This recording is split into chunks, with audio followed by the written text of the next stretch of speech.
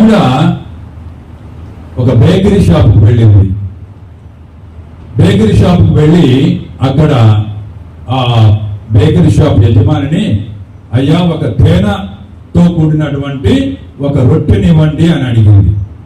అతను ఇద్దామని అటు వెనక్కి తిరిగి ఇవ్వబోతుంటే ఒక అబ్బాయి పరిగెత్తుకుంటూ వచ్చి, అమ్మా అమ్మా నాకు కూడా ఒకటమ్మా అన్నాడు. అంటే వాడి పక్క చూసి, ఆ యజమాని పక్క చూసి, అయ్యా రెండివయ్యా అన్నాడు.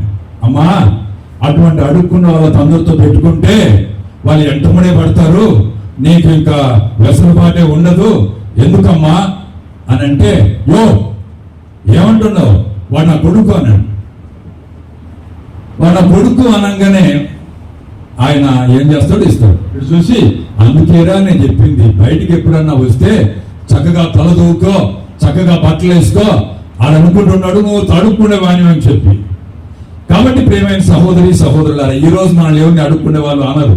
ఎందుకంటే చక్కగా అందరం బట్టలు ధరించాము, చక్కగా దూకున్నాము, బాగా సాంప్రదాయబద్ధంగా ఉంటూ ఉన్నాం. కాబట్టి బహుశా మనల్ని దేవుడు ఆధ్యాత్మిక బలాన్ని ఇచ్చేదానికోసం మీరు ఏమాత్రము కూడా కించపరపకూడదు, హైన్య భావాలతో, ఇన్ఫీరియారిటీ కాంప్లెక్స్ తో అయ్యో అయ్యో అన్నటువంటి ఆవేదనలో మీరు ఉండకూడదు. ఎందుకు అనంటే యేసయ్య యావే ప్రభు మనల్ని తన యొక్క ఆకార పోలికలు కలగజేశారు. మట్టితో మన ఆకారాన్ని చేసి ఆయనకు శ్వాసను ఊది తన యొక్క ప్రతిబింబం, ప్రతిరూపం, ప్రతీక ఈ మనిషి అన్నటువంటి దాన్ని మనకు ఆయన సుందరమైనటువంటి ఏదైనా వనములో మన యొక్క పూర్వీకులను అక్కడ ఉంచి మనల్ని, మన స్థాయిని పెంచారు.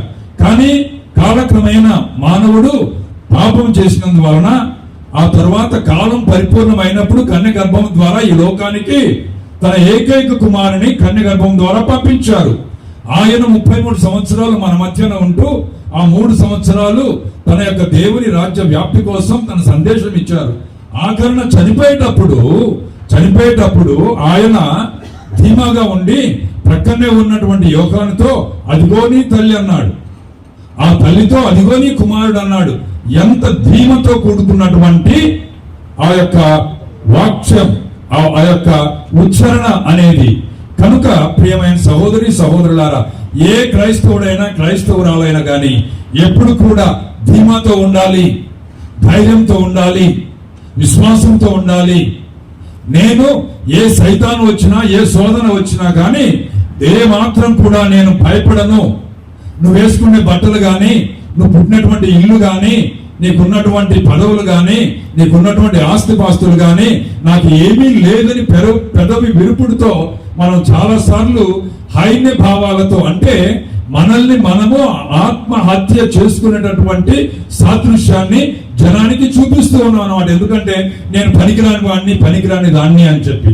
ఈ రోజు 50 సంవత్సరాల జూబిలీని జరుపుకునే ఈ శుభ సందర్భాన దేవుడు శ్రీ సభ మనకు ఇచ్చేటటువంటి ఒక హామీ ఏంటంటే, ఒక తట్టి మనల్ని ధైర్యంగా ఉండమని చెప్పడం ఏంటి అని అంటే, మీరు ఏమాత్రము బైబిల్లో చెప్పారు, ఈ యొక్క యేసుప్రభు పుట్టినటువంటి బెత్లెహేము ఏమాత్రము నువ్వు చిన్నదానివి కాదు. ఎందుకు అని అంటే లోక రక్షకుడు ఈ ఊరిలో పుట్టబోతూ ఉన్నాడు అని చెప్పి. కనుక ప్రియమైన సహోదరి సహోదరులారా, ఈరోజు మన సింగారం గ్రామం, గుంటూరుపల్లి గ్రామం, ఇంకొకటి మనం ఏమి పెట్టుకున్నా కానీ దాదాపు 55-60 సంవత్సరాల క్రితం పలు ప్రాంతాల నుంచి ఇక్కడికి వచ్చాము. గుంటూరు నుంచి వచ్చాము, మళ్ళీ ఇటు ఊకల్ నుంచి వచ్చాము, అటు దూరం పోతే అటు తమిళనాడులో తచ్చూరు నుంచి కూడా వచ్చాము. బహుశా మనం అనుకోవటం ఆ ప్రాంతంలో కరువు ఉంది కాబట్టి సస్యశ్యామలముగా ఉండి, లేక భూముల్ని సరిగా వినియోగించుకోలేక, వాటిని దున్నలేక, సేద్యం చేయలేక, వాటిని పండించలేక అవన్నీ కూడా బీడు భూములుగా వదిలిపెట్టే వాళ్ళ దగ్గరికి వెళ్ళి, ఈ తెలంగాణ, ఈ నైజాం ప్రాంతానికి వెళ్ళి మనము ఆ యొక్క భూముల్ని సారవంతమైన భూముల్ని చేసుకుందాము అన్నటువంటి భావంతో ఆ రోజుల్లో మన పెద్దవాళ్ళు ఈ వైపు ప్రయాణం కట్టారు అని మనం చెప్పుకుంటూ ఉంటాం. అదో ఆ ఊరు నుంచి ఏ ఊళ్ళు వచ్చారు, ఈ ఊరు నుంచి తుమ్మలు వచ్చారు, ఈ ఊరు నుంచి ఇంకొకరు వచ్చారు, అది వాస్తవమే. కానీ ఎందుకు ఈ ఊరికి పలు ప్రాంతాల నుంచి వచ్చారు అని అంటే, నా యొక్క దృఢ నమ్మకం, మీలో కలగాల్సిన దృఢ నమ్మకం ఏంటంటే, ఆయన మనల్ని ఈ ప్రాంతానికి పంపింది దేవుని యొక్క వాక్యాన్ని బోధించడాని కోసం, దేవుని యొక్క వాక్యాన్ని జీవించడాని కోసమే, కానీ పొట్టపూటి కోసం కాదు. మనం పొట్ట పట్టుకొని రాలేదు ఇక్కడికి, ముళ్ళు సర్దుకొని కొంచెం భుజాన్ని వేసుకొని భారంగా ఇటు రాలేదు. దేవుని యొక్క గ్రంథాన్ని, దేవుని యొక్క వాక్యాన్ని మనము పదిలంగా పవిత్రంగా తీసుకొని ఈ ప్రాంతపు ప్రజలు యేసుక్రీస్తు యొక్క శక్తివంతమైన బలప్రదమైనటువంటి మాటను వినలేదు, వారి అద్భుతాలు చూడలేదు. కాబట్టి మనం సింగారం వెళ్దాం, అక్కడ ఉందాం, అక్కడ ఇల్లు కట్టుకుందాం, అక్కడ ఒక ఊరి ప్రతిష్టాపన గురించి ఒక శిల పెడదాం, ఒక పేరు పెడదాం అన్నటువంటి మాట పలువురు మాట్లాడుకోవడం వలన ఈ రోజు ఈ యొక్క ప్రాంతం పుణ్యభూమిగా మారింది అన్నది మనందరం తెలుసుకోవాలి. ప్రియమైన సహోదరి సహోదరులారా, మనల్ని దేవుడు పిలిచినప్పుడు అపోస్తులుగానే పిలుస్తూ ఉన్నాడు. నేను మీరు నాకు సాక్ష్యం పలకాలి బిడ్డలారా అని పిలుస్తూ ఉన్నాను. నా వాక్యానికి, ప్రేమకు, సత్యానికి, ధర్మానికి, న్యాయానికి, మీరు వినయానికి, సంతోషానికి, సమాధానానికి, ఐక్యతకు మీరు ఒక తార్కాణంగా నిలవాలి. చుట్టూ ఉండి జగడాలు వేసే జనానికి అందరికీ కూడా మీరు ఒక ఆదర్శప్రాయంగా ఉండాలి, ఒక స్ఫూర్తిదాయకంగా ఉండాలి, ఒక ప్రేరణగా ఉండాలి అని దేవుడు పవిత్రమైన బాధ్యతని మన మీద ఉంచి ఈ ప్రాంతానికి తీసుకొని వచ్చారే తప్ప పుట్టకూడి కోసం మాత్రం కాదు అన్నది ఈ రోజు 50 సంవత్సరాల మన గుడి ప్రతిష్ట సందర్భంగా మనం చేసుకునే ఈ యొక్క గోల్డెన్ జూబిలీ సందర్భంగా మన అందరం కూడా ఇక్కడ చేరిన అందరం కూడా అనుకోవాల్సింది ఇదే అని చెప్పి నేను మిమ్మల్ని అందరినీ కూడా మనవి చేస్తున్నాను. అంతటితో చాలదు అని మన మధ్యలో వెలిసినటువంటి లూర్దు మాత ఆమె కన్నీళ్ల జలమై, ఆమె పాదాల చెంత పెట్టినటువంటి పూలు కదిలి, ఆమె పవిత్రమైనటువంటి పెదాలు కదిలి అనేక అనేక అనేక అనేక అద్భుతాలకు ఈ యొక్క ప్రాంతాన్ని, మన ప్రాంతాన్ని, మన విచారణ, మన మండలాన్ని ఆ తల్లి ఒక పుణ్య భూమిగా మార్చింది. ఒకసారి చప్పట్లు కొడతాం. అమ్మ ఎక్కడో ఉంది అనుకోవాలండి ప్రియమైన సహోదరి సహోదరులారా, అమ్మ మన మధ్యనే ఉంది. మన కోసం, మన అవసరాల కోసం, మన బాధల కోసం, మన వ్యాధుల కోసం ఆ తల్లి పవిత్రమైన ప్రసన్నతతో మనలో, మన మధ్యన, మన ప్రాంగణములో, మన హృదయంలో ఆమె ఉంటూ ఉంది. కాబట్టి ఈ యొక్క సింగారం అనేటటువంటి గ్రామం మరే తల్లి యొక్క కృప వలన పుణ్యస్థలంగా, పుణ్యక్షేత్రంగా, పుణ్యభూమిగా తయారైంది అని అంటే, ఈ ఊరిలో ఉన్నటువంటి వాళ్ళు, ఈ ఊరు నుంచి ఉన్నటువంటి వాళ్ళు ఎవరైనా గాని సగర్వపడాలి. మా తల్లి లూర్దు మాత మరియమ్మ గారు ఇక్కడ మా యొక్క అంత పరిచయం లేని, అదొక రెడ్డిపాలెమో, ఒక ఊకలో, ఒక నరిమెట్టో, అదో ఇదో అని అంటే సరే అనుకోవచ్చు. ఒక సింగారంలో 40-35 కుటుంబాలు ఉండేటటువంటి సింగారాన్ని ఆమె ఎంపిక చేసుకొని ఇక్కడ నేను అనేక అద్భుతాలకు నిలయమైనట్టుగా నేను చేస్తాను అని చెప్పి ఆ తల్లి అనుకుంది. ఆ తల్లికి మనము ఆమె పాదాల మీద పడి ఎన్నిసార్లు అనేక స్తోత్రాలు చెల్లించినప్పటికీ కూడా ఆమె రుణాన్ని మనం తీర్చుకోలేము. ఎందుకు అని అంటే, అనామకముగా ఉన్నటువంటి మన ఊరు అనుకుందాం, ఒక క్షణం పాటు మనకు పేరు ప్రతిష్టలు లేవే అనుకుందాం, ఉన్నాయనుకోండి, లేవు అనుకునే, కానీ ఆ తల్లి ఎక్కడో కడపలో ఉన్నవాళ్ళు, ఎక్కడో హైదరాబాద్ లో ఉన్నవాళ్ళు, ఎక్కడో విశాఖపట్నంలో ఉన్నవాళ్ళు, ఎక్కడో నల్గొండలో ఉన్నవాళ్ళు ఇప్పుడే బిషప్ గారు వస్త్రాలు వేసుకుంటూ చెప్తూ ఉన్నారు, వాళ్ళ తమ్ముడు, వాళ్ళ భార్య ఇక్కడికి రావాలా, మరే తల్లిని దర్శించాలా అని ఒకసారి నల్గొండకు వెళ్ళి వాళ్ళను సందర్శిస్తే ఆయన వాళ్ళని ఇక్కడికి పంపించారు. అనేక మంది బస్సులు వేసుకొని మన ఊరికి వస్తూ ఉన్నారు. కారణం ఏంటంటే, మన వలన కాదు, మన గొప్పతనం వలన కాదు, మన ఆస్తిపాస్తుల వలన కాదు, మన అంతస్తుల వలన కాదు, మన హోదా వలన కాదు, ఇంకేమీ కాదు, ఆమె యొక్క కనికరాన్ని బట్టి. ఆ కరుణామయి, నా బిడ్డలు అనేక వ్యాధులతో కష్టపడుతూ ఉన్నారు, అనేక బాధల్లో ఉంటున్నారు, అనేక వ్యసనాలు ఉంటున్నాయి. కాబట్టి నేను వీళ్ళందరికీ కూడా ఒక ఆశీర్వాదకరంగా ఈ సింగారం గ్రామంలో, ఈ గుడిలో వెలస్తాను అని చెప్పి ఆమె అనుకున్నది. కాబట్టి ఏమండి, మరియ తల్లి ఎక్కడ దర్శనం ఇచ్చినా గానీ అది దేవుని యొక్క ప్రేమకు తార్కాణం. దేవుని యొక్క ప్రేమకు తార్కాణం. ఆయన మన మీద ఎంత ప్రేమ కలిగి ఉంటున్నాడు అని అంటే ఆ తల్లి ద్వారా నీటిని ద్రాక్షరసంగా మార్చగలిగారు. ఆ తల్లి యొక్క సమ్మేళనంతో, ఆ తల్లి అక్కడ ఉండటంతో సియోను పర్వతం మీద ఉన్నటువంటి మేడగదిలో ప్రార్థన చేస్తూ ఉంటే భయానికి వణుకుతూ ఆ తల్లి వారితో కలిసి ప్రార్థన చేస్తే పవిత్రాత్మైన సర్వేశ్వరుడు ఆ యొక్క వారి ఒక్కొక్కరి మీద అగ్నినాళిక రూపంలో దిగి రావటము అనేది మనం బైబిల్లో చదువుతూ ఉన్నాం.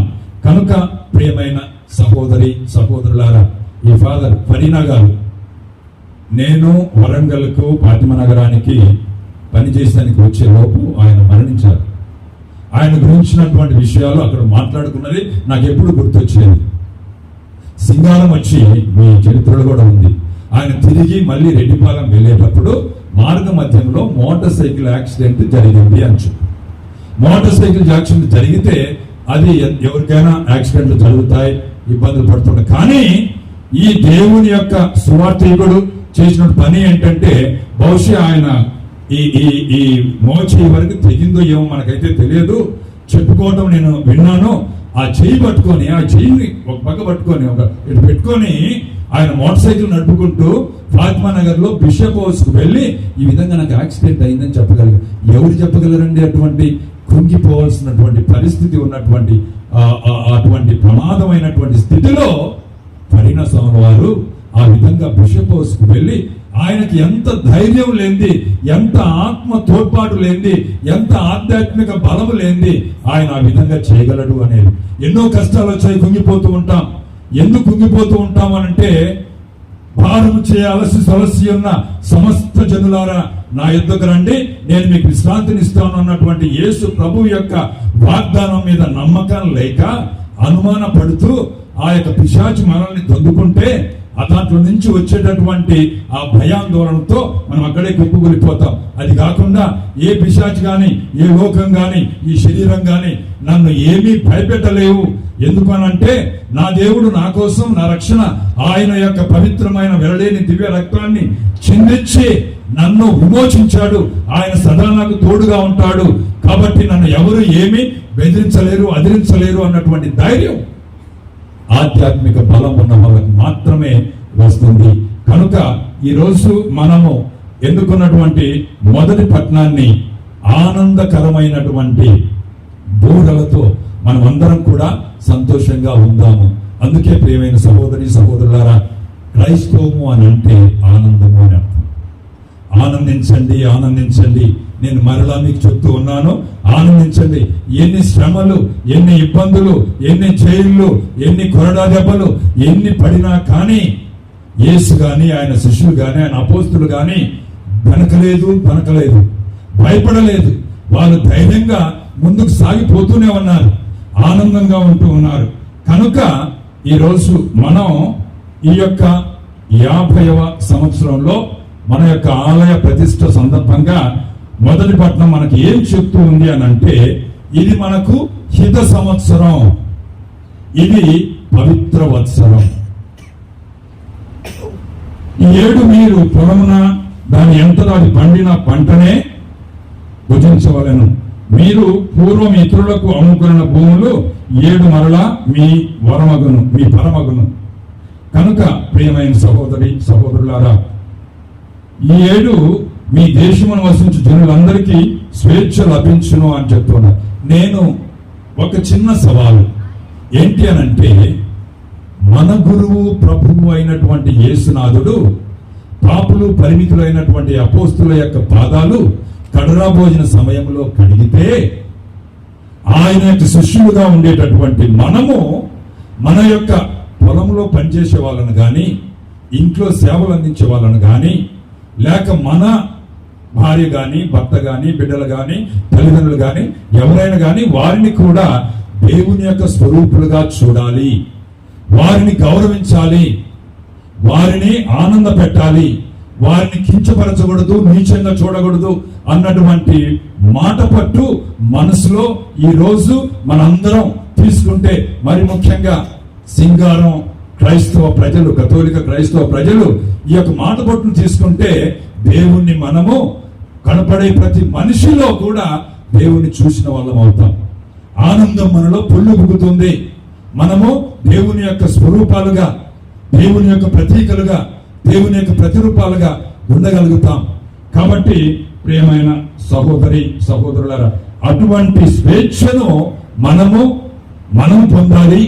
సైతానుకు కానీ, లోకానికి కానీ, శరీరానికి కానీ నేను బానిసను కాను, నేను దేవుని బిడ్డను, ఆయన యొక్క ఇష్ట ప్రకారము, ఆయన యొక్క చూపే మార్గం ప్రకారము, ఆయన వెలుగులో నేను నడవాలి అని కృతనిశ్చయంతో ఈ రోజు మనం మాట పట్టు తీసుకోకపోతే బహుశా మనము ఏదో ఒక తంతుగా ఈ 50 ఏళ్ల పండుగను లేక 55 ఏళ్ల పండుగను మన ఊరు ఆవిర్భావ సందర్భంగా చేసుకున్నటువంటి పండుగలు అర్థం లేదు. బహుశా మనము ఒక క్రొత్తదనాన్ని ఇవ్వాలి. అందుకనే ఈరోజు పునీత పేతురు రాసినటువంటి మొదటి పత్రికలో మనము విన్నాం. ఏమంటున్నామంటే, ఆధ్యాత్మిక దేవాలను నిర్మించటలో సజీవ శిలలుగా మేము ఉపయోగింపనిండు అంటున్నాడు. పేతురు ఏమంటున్నాడంటే, ఈ దేవాలయాలు మట్టితోనూ, ఇటుకతోనూ, లేకపోతే రాయితోనూ, చెక్కు చెదరని రీతిలోనూ కరీన ఫాదర్ గారు చేశారు. ఆ తర్వాత బెరడ బిషప్ గారు ఆశీర్వదించారు. ఆ తర్వాత బాల బిషప్ గారు దీన్ని పునరుద్ధరించిన తర్వాత మళ్ళీ ఆశీర్వదించారు. అది మాత్రం చాలదు. మనము సజీవ శిలలుగా మన యొక్క హృదయ దేవాలయాన్ని, మన యొక్క కుటుంబ దేవాలయాన్ని, మన యొక్క గ్రామ దేవాలయాన్ని, మానవులందరూ కూడా దైవ స్వరూపులు అన్నటువంటి దేవాలయాన్ని, అటువంటి మనిషిలో నీ కోపం వచ్చినా, పగ కలిగిన, ఏమొచ్చినా కానీ ఆ మనిషిని ఆరాధ్య దైవంగా చూడగలిగినటువంటి స్థితి ఎప్పుడైతే వస్తుందో అదే ఈరోజు బైబిల్ మనకు చెప్పేది. అయ్యా, బైబిల్లో చెప్పినట్టు అన్ని కఠినంగా ఉంటాయి, ఆయనేమో ఆయన యొక్క శరీరాన్ని, రక్తాన్ని భుజిస్తే తప్ప మీకు బాణం ఉండదు అని అంటే మేము నరభక్షులమా, రాక్షసులమా అని చాలా మంది వెళ్ళిపోయారు. ఈ రోజు నేను కూడా ఇచ్చేటటువంటి వాక్యము, మనము రాళ్ళం కాదు, మట్టి కాదు, సిమెంట్ కాదు, రంగులం కాదు, మనం దైవ స్వరూపం. కాబట్టి ఈ దేవాలయం ఇక్కడ ఉండటం దేనికి తార్కాణం అని అంటే, మన యొక్క దేవాలయం, మన ఆత్మ దేవాలయం, మన హృదయ దేవాలయం నిర్మింపబడాలి. శాంతి, సమాధానం, సంతోషం, సౌభాగ్యం, ఆనందం, ఆహ్లాదం, ఐశ్వర్యం, ప్రేమ, దయ, కరుణ, క్షమ, న్యాయం అనేటి ఆ విలువలకు మనము వాటికి మార్గం చూపించకపోతే బహుశా ఎన్ని బంగారు జూబిలీలు చేసుకున్నా గానీ బహుశా దేవుడు ఇంకా మన హృదయాన్ని తడుతూ ఉన్నారు. బిడ్డ, నేను ఇందుకోసం మిమ్మల్ని జూబిలీలు చేసుకోమని చెప్పి ఆహ్వానించలేదు, అవకాశం ఇవ్వలేదు. నేను ఈ రోజు మిమ్మల్ని, అందుకనే మామూలుగా ఏమంటారు, జూబిలీలు ఎందుకు చేసుకోవడం గొప్పలకు కాదు. గత 50 ఏళ్లలో దేవుడు మనల్ని ఏ విధంగా కాచి కాపాడారు, ఆరోగ్యంగా ఉంచారు. అనేక చోట్ల నుంచి వచ్చిన వాళ్ళందరూ ఒక కుటుంబంగా చేరి, ఒక గ్రామముగా చేరి, అన్న, అక్క, తమ్ముడు, చెల్లెలు అన్నటువంటి భావంతో, అత్త, మామ అన్నటువంటి వరుసలతో పిలుచుకొని ఎంతో ఆత్మీయంగా ఉంటున్నటువంటి వాళ్లకు దేవానికి స్తోత్రాలు. ఇదిగో ఇక్కడ ఉన్నటువంటి ఫాదర్ ఓస్వాల్ గాని, ఫాదర్ అబిటో గారు, వాళ్ళందరూ నాకు తెలిసిన వాళ్ళే. నేనున్నాను. ఫాదర్ హెర్మస్ గాని, వీళ్ళు ముఖ్యంగా ఓసి ఫాదర్ చాకో గాని, సొల్యూషన్ ఫాదర్, ఇది క్యాపుచిన్ ఫాదర్. అంటే వీళ్ళందరూ చేసినటువంటి కృషి ఏంటంటే, మీకు పాంసంగతిలో నేను కూర్చుంటున్నాను, మీకోసం దేవుబలి సమర్పిస్తున్నాను అని అంటే, మీరు దేవాలయాలుగా మారాలి. దేవుని చేతిలో పదునైన పవిత్రమైనటువంటి ఆయుధాలుగా మీరు తయారు కావాలి అన్నదే కానీ, ఇన్ని ఏండ్లు మన యొక్క గ్రామ విచారణ చరిత్ర మనల్ని మెరుగైనటువంటి మనుషులుగా, దైవ సన్మనస్కులుగా, కదిలాడేటటువంటి దివ్య మందసాలుగా ఇంకా తయారు చేయకపోతే, యాడున్నదే గొంగలి అంటే వేసిన కానీ ఉన్నాను అన్నట్టు సొందాన మనందరి జీవితాలు ఆ విధంగా ఉంటాయి. ప్రియమైన సహోదరి సహోదరులారా, ఇక్కడ అన్నటువంటి ఒక ముఖ్యమైన మాట, విశ్వాసులకు మీకు ఈ రాయి అమూల్యమైనది. అంటే మన విశ్వాసం అనేది మనకు అమూల్యమైనది. ఆ వాక్కును విశ్వసింపకుండా చేతనే వారు పతనమైరి. అంటే మన చుట్టూ ఉన్నటువంటి అనేక మంది కథోలికేతరులు, క్రైస్తవేతరులు ఏ పరిస్థితిలో ఉన్నారో, క్రీస్తును నమ్ముకున్నందువలన మనం ఏ పరిస్థితి, ఇంతమంది చిన్న ఊరి నుంచి గురువులు, మఠవాసులు ఇక్కడ మాతో కలిసి పూజ చేసే గురువులు ఉన్నారు, ఇక్కడ అమ్మగారులు ఉన్నారు అని అంటే ఈ ఊరి యొక్క పవిత్రత ఎంత గొప్పగా ఉందో మనందరం కూడా గ్రహించగలం. కనుక మీరు ఎన్నుకొనబడిన జాతి, ఎన్నుకొనబడిన జాతి. ఎప్పుడు ఎన్నుకున్నారంటే అమ్మ గర్భంలో పడక పూర్వమే నీ పేరుతో నీ దేవుడు నేను ఎన్నుకున్నారు. ఈ వాక్యాన్ని మనం చదివినప్పుడు మనం ఏమనుకుంటామంటే గురువుల అభిషేకం కానీ, అమ్మగారుల అద్భుత జీవితం కానీ వాటికి సమానమైంది అని మనం అనుకుంటూ ఉంటాం. కానీ అది మాత్రమే కాదు. ప్రియమైన సహోదరి సహోదరులారా, జ్ఞాన స్నానం పొందినటువంటి ప్రతి బిడ్డ ఈ అభిషేకాన్ని పొంది మీరు ఎన్నుకొనబడినటువంటి జాతి. మీరు తచ్చూరు నుంచి రాండి, గుంటూరు నుంచి రాండి, ఊకల నుంచి రాండి, నడిమెట్ నుంచి రాండి, ఇంకెక్కడి నుంచైనా రండి, మిమ్మల్ని దేవుడు మీ పేరు పెట్టి పిలిచి ఎంపిక చేసుకున్నాడు అన్నటువంటిది మనం అందరం కూడా గుర్తు చేసుకోవాలి. మీరు ఎన్నుకున్న రాజరికపు గురుకులం. మనకు స్వతహాగా మన జన్మతో వచ్చేటువంటి మన జాతి మాత్రమే గొప్పది కాదు. దేవుని యొక్క అభిషేక కృప వలన జ్ఞాన స్నానం ద్వారా దేవుడు శ్రీసభ మనల్ని రాజుగా అభిషేకిస్తున్న అంతకాడికి మించినటువంటి ఇది వేరే ఏది మన గొప్పలేం కాదు. క్రైస్తవులుగా ఉన్నటువంటి వాళ్ళు గురువు నీ శిరస్సు మీద కృష్ణా తైలముతో నిన్ను అభ్యంగనం చేస్తే అంతకాడికి మించినటువంటి రాజరికపు గురుకులం ఇంకా వేరే ఏది ఏది ఏది లేదు. కనుక ఈ విధంగానే మనం అందరం కూడా క్రైస్తవులము, మానవులము అంతా కూడా మీరంతా వసుదైక కుటుంబం, మీరంతా కూడా ఒకటే సంఘానికి, ఒకటే తల్లికి చెందినటువంటి వాళ్ళు. మీ మధ్యన తరతమ భేదాలు అక్కర్లేదు, వాళ్ళు వీళ్ళు వాళ్ళు అన్నటువంటి మాటలు మీ దగ్గర నుంచి రాకూడదు అని చెప్పి దేవుడు ఈ రోజు ఈ యొక్క పూజా బలి ద్వారా, ఈ వాక్కు ద్వారా మనందరికీ ఎరుకపరుస్తూ ఉన్నారు. మీరు రాజరికపు యాజక బృందం, పవిత్రమైన జనం, పవిత్రమైన జనం. పవిత్రమైన జనము అని అంటే అరులు పొరలు లేకుండా, పెచ్చులు లేకుండా, విభేదాలు లేకుండా, కోపతాపాలు లేకుండా, వ్యసనాలు లేకుండా ఒకరికి ఒకరం తోడ్పడటం అనేది పవిత్రమైనటువంటి జీవితం. పవిత్రమైన జీవితం గురువులే చేయాలా, గురువులే ఉండాలా పవిత్రంగా, అమ్మగారులే ఉండాలా పవిత్రంగా అని మనం కొంతమంది అనుకోవచ్చు. కానీ బాప్తిసం పొందినటువంటి ప్రతి బిడ్డకు దేవుడు ఇచ్చేటటువంటి పిలుపు, మీరు పిలువబడింది పవిత్రులుగా ఉండేదాని కోసం, పవిత్రత కోసం, మంచిని, మానవత్వాన్ని, దయను, కరుణను, క్షమను, ప్రేమను నిండుగా మెండుగా దండిగా ప్రబలం ప్రచారం చేయగలిగినటువంటి సాధనాలుగా.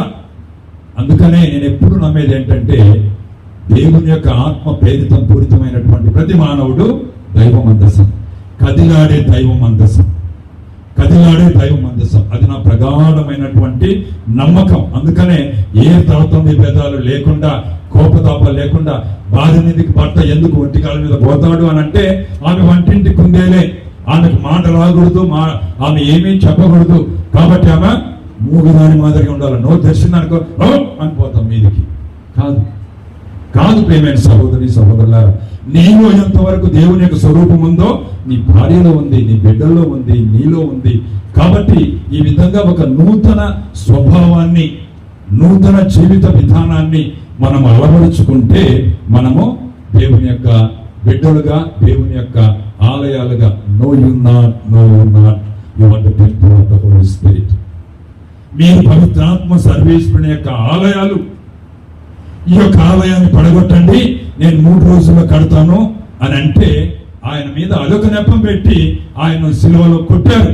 కానీ యేసు ప్రభు అన్నది తన యొక్క శరీరం అనేటటువంటి ఆలయం. అందుకనే మనం అందరం కూడా ఈ రోజు మన యొక్క దేవుడు ప్రత్యేకంగా ఈ ఆలయాలను ఎంపిక చేసుకుంటున్నారు, మనతో మాట్లాడతారు, తన వాక్కు ద్వారా మనల్ని, మన యొక్క అర్పణలు స్వీకరిస్తారు, తిరిగి మనలోకి దేవప్రసాద రూపంలో వస్తారు, మన యొక్క పాపాలను పాపస్నానం ద్వారా తొలగిస్తారు, మనల్ని దేవుని యొక్క బిడ్డలు, శిశువుల యొక్క బిడ్డలుగా జ్ఞాన స్నానం ద్వారా చేస్తారు, పరిశుద్ధాత్మ చేత మనల్ని బలపరుస్తారు. జ్ఞాన వివాహం ద్వారా అక్కడ పుట్టిన అమ్మాయిని, ఇక్కడ పుట్టిన అబ్బాయిని ఏకం చేసి దేవుని యొక్క కృపావర ప్రసాదాన్ని మనకి ఇస్తారు. ఎంత దైవిక శక్తి కథోలిక క్రైస్తవ, నేను క్రైస్తవులందరికీ కూడా చెప్తాను, కథోలికులకు ఉండేటటువంటి ఆ దైవిక శక్తి ఈ దివ్య సంస్కారాల ఆచరణే. ఈ దివ్య సంస్కారాలు జ్ఞాన స్నానము, భద్రమైన అభ్యంగము, దివ్య ప్రసాదము, జ్ఞాన వివాహము, గురుపటాభిషేకము, ఆ తర్వాత మనం మరణించడానికి ముందు మనము మోక్షానికి వెళ్ళాలని గురువించిన అవస్థాభ్యంగం, ఇవన్నీ కూడా కేవలం కథోలిక సంఘ క్రైస్తవులకు మాత్రమే ఉన్నాయి. కాబట్టి మీరంతా గర్వపడాలి. ఈ మధ్య ఎవరో ఒక ఫాదరు ఒక మరియ తల్లి యొక్క ఆ గుహను పడేస్తే ఎవరు అడిగారంట, ఎందుకు స్వామి మీరు మరియ తల్లి గృహను పడేశారు అని అంటే, పాపు గారు ఈ మధ్య చెప్పారు కదా, మరియమ్మ గారికి అంత ముఖ్యమే. పాపు గారి మాట, ఎక్కడో మాట్లాడిన మాట, ఎక్కడో చెప్పినటువంటి సందర్భాన్ని మాట వక్రీకరించి అనేక మంది మన ప్రొటెస్టెంట్ సోదరులు దాన్ని ఇదిగో పాపు గారే స్వయాన కథోలిక సంఘానికి అధిపతి, అధినేత, తండ్రి అయినటువంటి పాపు గారే మరియమ్మ గారికి అంత ముఖ్యత్వం ఇవ్వద్దు అని చెప్పి ఆమెకున్నటువంటి బిరుదులను కూడా సహరక్షకి అని గాని ఇంకోటని గాని వాటిని తొలగించండి అని చెప్పారు. కాబట్టి మీరేంటి అని మనం ప్రశ్నిస్తే మనం ఎక్కడ ముఖం పెట్టుకోవాలో తెలియక కొంతమంది నాకు తెలిసిన బిడ్డలు కన్నీరు మున్నీరై ఏడ్చారండి. పాపు గారు చెప్పారు అని ఆయన చెప్పింది ఒకటైతే, మన యొక్క సోదరులు, మన విడిపోయినటువంటి సోదరులు ఆ వాక్యాన్ని సరిగా అర్థం చేసుకోలేక వాళ్ళు యూట్యూబ్లలో అక్కడ ఇక్కడ చెప్పినటువంటి మాటలకు మంచి క్రైస్తవులకు, అమ్మ మీద అంత భక్తి ఉన్నటువంటి క్రైస్తవులు కన్నీరు మున్నీరుగా ఏడ్చారు. అది కాదు ప్రేమైన సహోదరి సహోదరులారా, ఆ అమ్మ లేనిది మనం ఏమీ కాదు. ఆ అమ్మ లేనిది దేవుడు ఎప్పుడు మరియమ్మ గారిని ఎంపిక చేసుకున్నారైతే అంటే, ఎప్పుడైతే అవ్వ ఆదాము ఏదేను వనములో దేవుని యొక్క ఆజ్ఞ మీరి దేవునికి అవిధేయించడం వలన వారు ఆ ఏదేను వనములో నుంచి పవిత్రమైనటువంటి, ఆనందకరమైనటువంటి, మోక్ష కారణమైనటువంటి ఆ ఏదేను వనములో నుంచి వాళ్ళు బయటికి వెళ్ళిపోయేటప్పుడు కనికరమ కలిగినటువంటి దేవుడు ఈ లోకానికి ఒక స్త్రీ ద్వారా పాపం సంక్రమించింది, మరో స్త్రీ ద్వారా ఈ లోకానికి రక్షణ కలుగుతుంది అని చెప్పారు. మీరు వింటున్నారా? నాతో ఉన్నారా? నన్ను బలపరుస్తారా? నన్ను అభిమానిస్తారా? నాకు చప్పట్లు కొడతారా? చాలా సంతోషం. నిద్ర ఎవరైనా పోతుందేమో ఎక్కడ పక్కన అని చెప్పి చప్పట్లు కొట్టండి, లేపండి అని చెప్పాను. కాబట్టి ఎవరైనా మీరు మరియమ్మ గారికి ముఖ్యత్వం ఇస్తున్నారు అని ఎవరైనా అంటే నువ్వు నేను ఏంటండి? సాక్షాత్తు భగవంతుడే, యావే ప్రభువే సృష్టి ఆరంభంలోనే ఏదేను వనములో అవ్వ ఆదాముని శిక్షించినప్పుడు ఆయన వారిని రక్షించాలి అని చెప్పి ఆ ఆడ మనిషిని, అందుకనే ఓ స్త్రీ ద్వారా ఈ లోకానికి పాపం సంక్రమించింది, మరో స్త్రీ ద్వారా ఈ లోకానికి రక్షణ వస్తుంది అని. అందుకనే ఓ స్త్రీ అది నీకేమి నాకేమి అని అన్నాడని ఎక్కడ కానాపల్లిలో కొంతమంది అంటాడు, చూడు గౌరవం లేకుండా మాట్లాడినాడు యేసయ్య. మరి అమ్మని గౌరవం లేకుండా మాట్లాడి యేసయ్య నువ్వెట్ట గౌరవిస్తావయ్యా? నువ్వెట్ట అభిమానిస్తావయ్యా? తల్లి దేవునికి సమానం కాదమ్మా. మా ఆయన మా పిల్లలు గుర్తించడం లేదని అంటున్నాము. తల్లి దేవునికి సమానం. తల్లి దేవోభవ, తండ్రి దేవోభవ, పితృదేవోభవ, మాతృదేవోభవ. ఆ తర్వాత మాకు కూడా వస్తాయి దేవోభవ అని. అర్థమైందా? కనుక ప్రేమైన సహోదరి సహోదరులారా, మీరు నిశ్చలంగా మన సింగారం గ్రామంలో అద్భుతాల మేరీమాత, లూర్దుమాత వెలయటం వలన మీరు సాక్ష్యం పలికే బిడ్డలుగా భూ ప్రపంచం అంతా వెళ్ళి మా ఊరిలో అమ్మ పెదాలు కదిలించింది, కళ్ళు కదిలించింది, ఆ జలాలు రాలాయి, ఆయన పూలు ఉన్నటువంటి కదిలాయి, అనేక అద్భుతాలు జరిగాయి. ఇందుకు నేను సాక్ష్యం. ఆ విధంగా చెప్పినామంటే తీసుకుని జైల్లో వేస్తాం. జైల్లో చేసుకో, శిరస్సు నా మెడ తెచ్చు. ఆ మెడ తెగిన తరువాత కూడా నా దేవుణ్ణి, నా తల్లిని నేను స్తుతిస్తున్నాను. హల్లెలూయా, హల్లెలూయా. ఇటువంటి అకుంఠిత దీక్షతో ప్రియమైన సహోదరి సహోదరులారా, ఈ గ్రామస్తులైతేనేమి, ఈ యొక్క విచారణ వల్ల అయితేనేమి, బంధువర్గం అయితేనేమి, ఇక్కడ వచ్చి చేరిన వాళ్ళందరూ అయితేనేమి, మనందరం కూడా మరియ తల్లిని వేణువుల్లా కొనియాడేదానికి పటిష్టంగా ఆమె యొక్క పేరు ఆమెను అనుకుంటే అనేక అద్భుతాలకు కొరవే లేనటువంటి జీవితం మనం జీవించవచ్చు. నన్ను నిలదీయమని కూడా నేను ఈరోజు ఎక్కడైనా అడుగుతాను. నువ్వు ప్రేమతో, వాత్సల్యముతో, పవిత్రతతో మరియ తల్లి పాదాలు బట్టి కన్నీరు గార్చి, అమ్మా బిడ్డలు కావాలా. ఎందుకండి ఖమ్మం కూడా ఎక్కడో ఉన్నప్పుడు ఒక చిన్న నేత్రాసనం, మా విచారణలో ఒక అబ్బాయి చెల్లెలకు పెళ్ళయి చాలా కాలం అయింది, దాదాపు 15 సంవత్సరాల వరకు అయింది. బావేమో బాగా కష్టపెడతా ఉన్నాడు. ఈ తపస్కాలంలో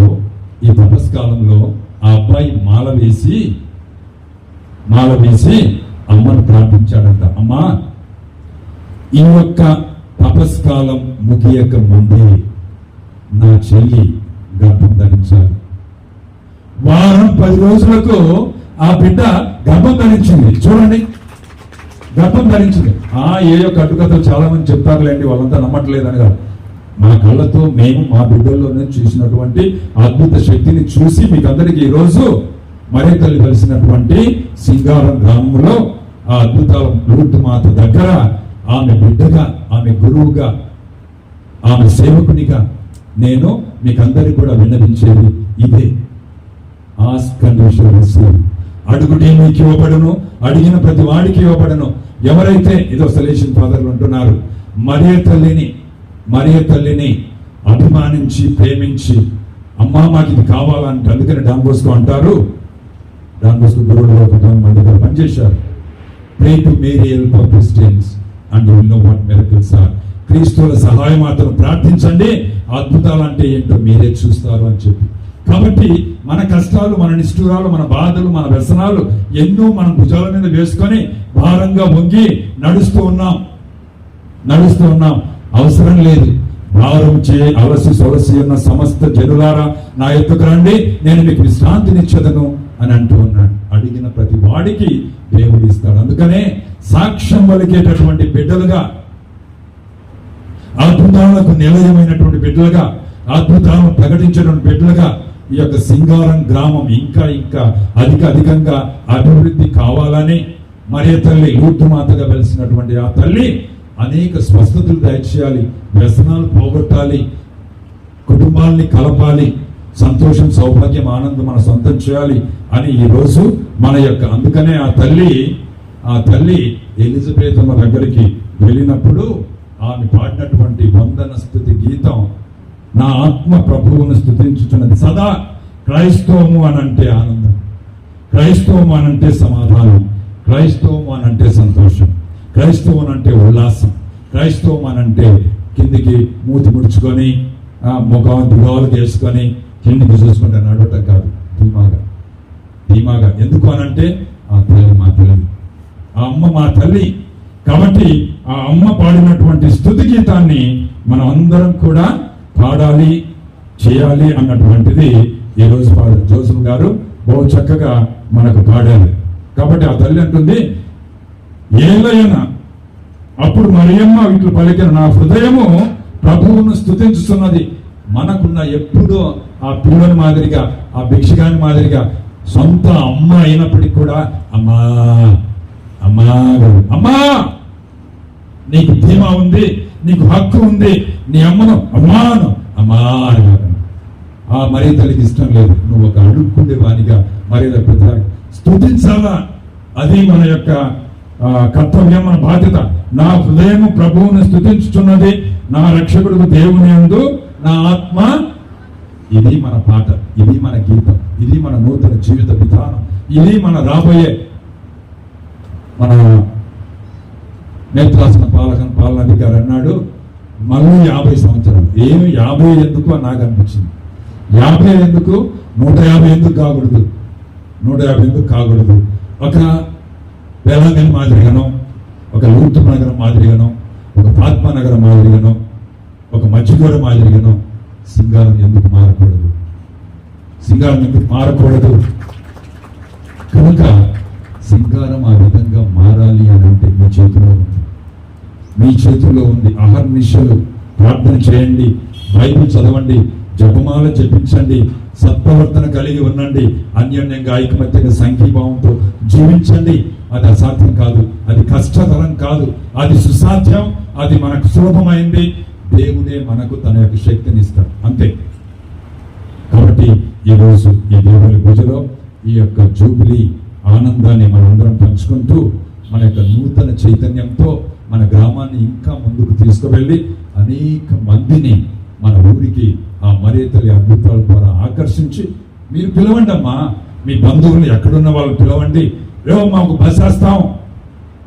కొంతమందికి దేవుడు ధనం బాగా ఇచ్చారు, అదో ఆ ఊరి నుంచి రావాలనుకో, వాళ్ళంతా పేదవాళ్ళు, వాళ్ళు రాలేరు, బస్ వేస్తాం, పో రాపండి. మా ఫాదర్ని అడిగి పూజ చేపిస్తాం, మన పాలనాధికారిని పిలిచి, మా బిషప్ గారిని పిలిచి మేము పూజ చేపిస్తాం, మీరు రాండి అని పిలవండి. అందుకే నేను ఎక్కడైనా పుణ్యక్షేత్రాలు బాగా అభివృద్ధి కావాలా అని అంటే నేను ఏం చెప్తానంటే, ఒక్కొక్క విచారణకు ఒక వారం కానీ ఒక నెల కానీ ఇవ్వండి, వాళ్ళను రానివ్వండి. మీరు ఎట్టా నన్ను కొట్టలేరు కాబట్టి దేవుడు కట్టబడుతున్నాడు. సో ఈ విధంగా మన మధ్యన వెలిసినటువంటి లూర్దు మాత పుణ్యక్షేత్రంగా, లూర్దు మాత పవిత్ర భూమిగా, పుణ్యస్థలంగా ఇక్కడ వెలిసింది. ఆ అమ్మ ఏడుస్తూ ఉంది అని అంటే ఎంత ప్రేమ ఆ తల్లికి. తల్లి ఇక్కడ ఎవరైనా కానీ కన్నీళ్లు కారుస్తూ ఉన్నారు అని అంటే అంత ప్రేమ ఆ తల్లికి మన మీద ఉన్నట్టు, అంత చక్కగా ఆ తల్లి మనకు తన మార్గాన్ని సులభం చేస్తుంది అన్నట్టు. కాబట్టి ఈరోజు ఈ యొక్క జూబిలీ వేడుకల దేవుని పూజలో మనందరం కూడా ఆ తల్లికి మరోసారి ఆమెదే సర్వస్వం, ఆమెకే నేను సమర్పించుకుంటున్నాను అని చెప్పి ఆ యొక్క దివస ప్రసాద బలముతో మన ఊరిని గొప్ప క్షేత్రంగా మార్చుకుందాం. God bless you.